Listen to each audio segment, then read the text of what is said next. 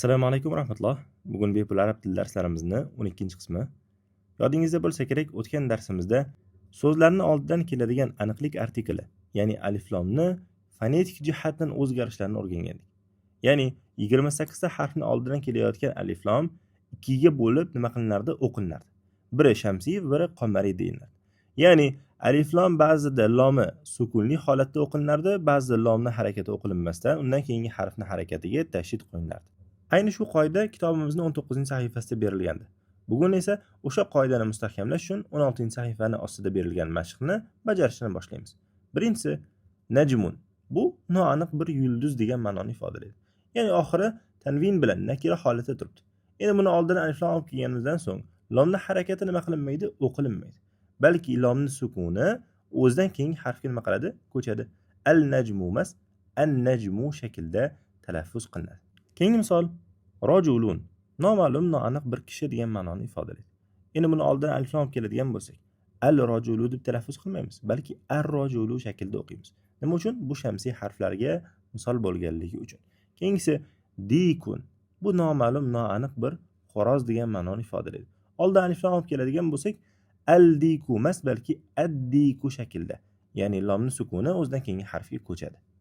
Keyingi misol tolibun. Noaniq bir talaba degan. Endi oldidan aliflom olib keladigan bo'lsak-chi, al-tolibu emas, at-tolibu shaklda talaffuz qilinadi. Shu bilan kitobimizning 16-sahifasida berilgan mashqlarni birgalikda bajarib bo'ldik. Endi esa kitobimizning 17-sahifasida berilgan mashqlarga o'tamiz. Bu yerda ham xuddi shunday misollar berilgan, faqat gap ko'rinishida.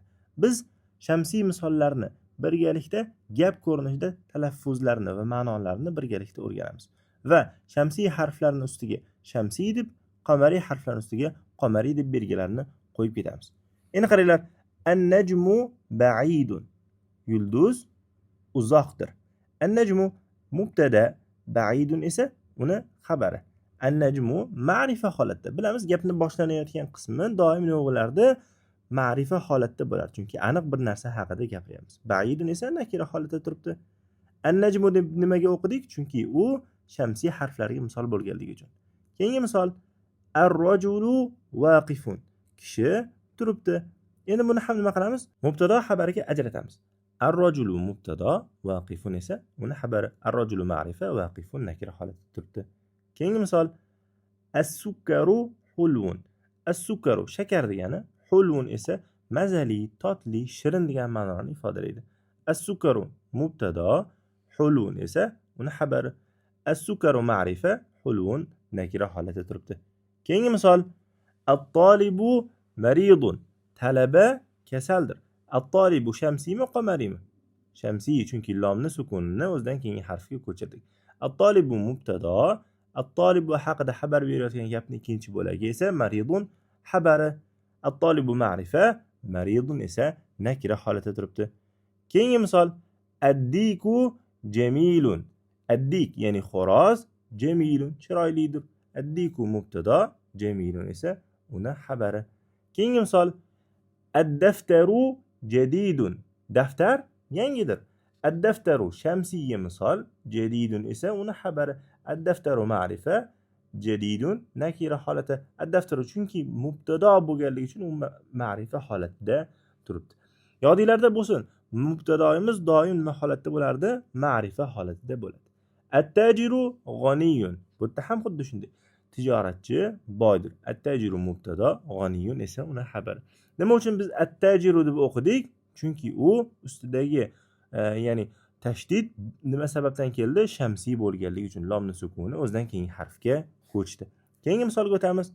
Ad-dukkanu maftuhun. Ad-dukkan ya'ni do'kon, maftuhun degani ochiqdir. Do'kon ochiqdir. Ad-dukkanu mubtado, maftuhun esa uni xabari. Bu ham nimaga misol? Shamsiyga misol. Al-dukkanu deb talaffuz qila olmaymiz. Keyingi misol al-waladu faqirun. Al-waladu bola, faqirun esa nima? Uni xabari, ya'ni kambag'aldir degan. Endi shu o'rinda vav harfi kelganligi uchun biz nima qildik? Lomni sukuni bilan o'qidik. Ya'ni lomni sukunini o'zidan keyingi harfga nima qilmadik? Ko'chirmadik. Bu qamariyga misol al-waladu faqirun. Tushunarli? Ya'ni fonetik jihatdagi qoidalarni ham, grammatik jihatdagi qoidalarni ham muhim bo'lgan jihatlarni daftaringlarga yoki kitobinglarga belgilab ketinglar. At-tuffahu lazizun. Ya'ni olma lazizun degani totlidir, mazalidir degan ma'noni ifodalaydi. At-tuffahu ma'rifa holatida turibdi, lazizun uni xabar esa nakira holatida turibdi. Doim mubtadoimiz ma'rifa, doim xabarimiz nakira holatda bo'ladi va shu orqali biz nima qilamiz? Mubtado bilan xabarni bir-biridan ajratib olamiz. Ya'ni gaplardagi o'rinlarni nima qilamiz? Ajratib olamiz. At-tabibu tawilun wal maridu qasirun. Endi o'zingizlar e'tibor beringlar. Qaysi biri ma'rifa, qaysi biri xabar? Demak, noma'lum, ya'ni nakira holatda turganlarni nima qilasiz? Belgilaysizda u xabar deb qo'yasiz. Tushunarli? At-tabibu tabib tawilun balanddir, bo'yi uzundir, novchadir. Wal maridu va bemor qasirun nima degani? Past bo'yli degani. Tushunarli? Qasirun past bo'ylidir. Endi at-tabibu ma'rifa holatida turibdi. Nima uchun? Chunki u mubtada. Ya'ni at-tabibu da nimaga al-tabibu demadik? Chunki u shamsiyya nima bo'ladi? Misol bo'lganligi uchun. Tawilun uni xabari. Wal maridu da nega lomni o'qidik? Chunki u qamariyya misol bo'lganligi uchun. 17-sahifada berilgan birinchi mashqni ham bajarib bo'ldik. Endi esa keyingi mashqlarni bajarishga o'tamiz. Bizga misollar berilgan, lekin misollarning ustidagi harakatlar olib tashlangan. Biz o'sha misollarni to'g'ri harakatlar qo'yish orqali o'qishimiz kerak. Keling buni batafsil birgalikda har birini alohida shaklda o'rganamiz. Al-babu deymizmi? Ab-babu deymizmi? Al-babu deymiz. Sababi ba harfi qamariy harflarga misol bo'lganligi uchun. Keyingisini o'qishga harakat qilib ko'ring. At-tajiru, ya'ni tijoratchi. Bu shamsiyga misol. Keyingi misol, men kitobga shamsiy va qamariylarni belgilarini qo'yib ketayotgandik. Sizlar ham daftaringizga bu belgilarni qo'yib keting. An-najmu. Al-najmu emas, ya'ni yulduz. Keyingi misol, al-qamaru. Lomni sukuni bilan o'qidik, chunki bu qamariyga misol. Keyingi misol, ad-diku. Sababi lomni sukuni bilan o'qishlik qiyin. Al-diku deb o'qish qiyin. Shu sababli lomni sukunini o'zidan keyingi harfga o'tkazamiz va bu shamsiyga misol bo'ladi. Endi esa keyingi misolga o'tamiz. Al-ma'u. Lomni sukuni bilan o'qidik, chunki bu qamariy harflardan bo'lganligi uchun, mim harfi qamariydan bo'lganligi uchun lomni sukuni bilan o'qidik. Bu misolni al-sariru deb o'qisak tilga og'ir bo'ladi. Shu sababli ham as-sariru shaklda o'qiymiz va bu shamsiy harflarga misol bo'ladi. Keyingi misol al-baytu. Al-baytu bu qamariyga misol. Shu sababli ham lomni sukuni bilan o'qidik. Keyingisini o'qiymiz. Al-masjidu. Lomni sukuni bilan o'qiymiz. Qamariyga misol. Keyingisini o'qiymiz. Ar-rajulu. Bu shamsiyga misol. Shu sababli lomni sukunini o'zidan keyingi harfga o'zgartirdik. Ya'ni biz al-rajulu emas, ar-rajulu shaklida talaffuz qildik. Keyingi misol as-sukkaru. Al-sukkaru deb talaffuz qilish xato, chunki bu shamsiy harflarga misol bo'lganligi uchun. Keyingisi al-waraqu. Lomni sukuni bilan o'qidik. Shu bilan shamsiy va qamariy harflarning oldidan keladigan alif lomni bir-biridan farqlarini o'rganib oldik. Qachonki alif lom shamsiy harflardan oldin kelsa, lomni sukunini o'qimas ekanmiz.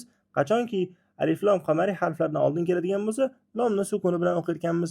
Bu bilan 17-sahifadagi ikkinchi mashqni ham bajarib bo'ldik. Shu o'rinda bir eslatma. Siz ham daftaringizga men doskaga yozib berayotgan shaklimdek shamsiylarning ustiga shamsiy, qamariylarning ustiga qamariy deb yozib qo'ying. Va doim yodingizda bo'lsinki, shamsiy misollar ham, qamariy misollar ham barchasi ma'rifani ostiga kiradi.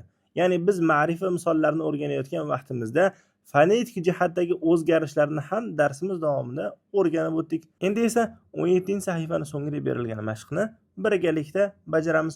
Bu yerda misollar berilgan, lekin bu misollarni gap holatiga keltirishimiz kerak.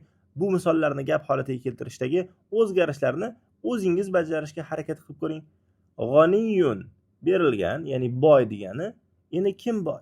Endi siz buni gap holatiga keltirishdan oldin uni oldiga ma'rifa holatida misol olib kelasiz. Ya'ni at-talibumi, at-tajirumi.